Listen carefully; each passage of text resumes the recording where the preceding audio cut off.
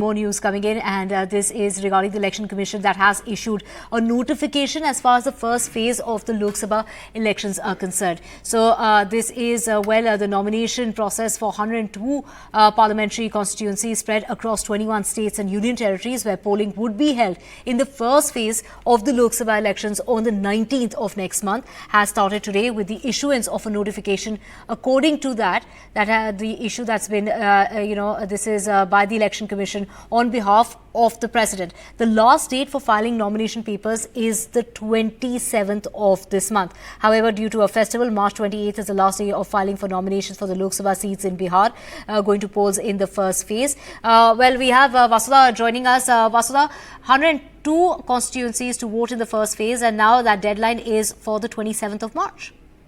Absolutely, Divya. So the nomination process for 102 parliamentary constituencies, now remember, these are spread across 21 states. This is the heaviest, polling phase for the Election Commission for the country also, because this also has the maximum number of seats going to polls. These are 102 parliamentary constituencies spread across 21 states. The nomination process starts from today with the Gazette notification issued by the Election Commission of India today morning. In fact, according to this notification that has been issued by ECI, the last date of filing nominations is, of course, 27th of March. And like you rightly pointed out, because of a festival, it has been extended by a day, in Bihar. Now, 4 seats of Bihar will also poll on, during this phase, and this will see 102 constituencies. Now, why is this development important? This is important because, of course, this is procedural, but this is a marker of a major administrative movement after the announcement of the poll dates, which happened last week. So this is the second most important thing that is happening today. So nomination process will begin now, which indicates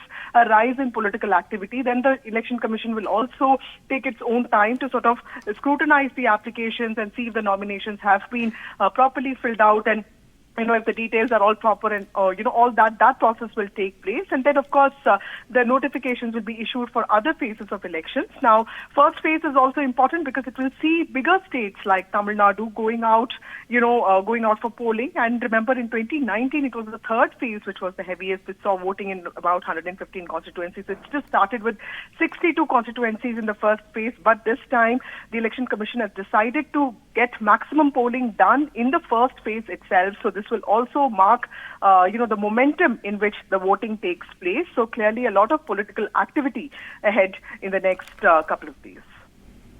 Right, Vasudha, of course, when we talk about, certain exceptions being made, like you said, the last date from the 27th of March has been extended to the 28th of March when it comes to Bihar. The last date for withdrawal of candidature is the 20th of March, while for Bihar, has also been extended till the 2nd of April. The nomination paper will be scrutinized on the 20th of March, is what the notification says. But for Bihar, it would be done on March 20th. We also, we know that, it's because of a festival like Holi and all that. March 20th would be the last day for filling nominations in Bihar. Now, Bihar will also see 4 seats going to vote in the first phase. Remember that we are both, all 3 states, UP, Bihar and West Bengal, will see elections in all 7 phases. And this has been, a point of contention between parties like TMC and BJP. West Bengal has often demanded why elections are held in 7 phases and why there's a prolonged election in the state. But clearly there is a history to it. There are instances of booth capturing, and also in the past in states like Bihar, and also very recent instances of post-poll violence witnessed in the states of Bengal, which is why there is a prolonged election in this state. But with regard to Bihar, this exception has been made with regard to the festive season there. We see festivals like extended celebration of Holi and all that there. And of course, there is also this whole aspect of migration that is involved, which we'll have to take into consideration, the amount of time that people take into traveling, and which is why EC has been responsible to give that, 2 days extra time. The nominations will be scrutinized on 28th for the other countries, for the other states, but for Bihar, it will be on the 30th. And even for the withdrawal of candidature is 20th of March for other states, while for Bihar, it's on the 2nd of April.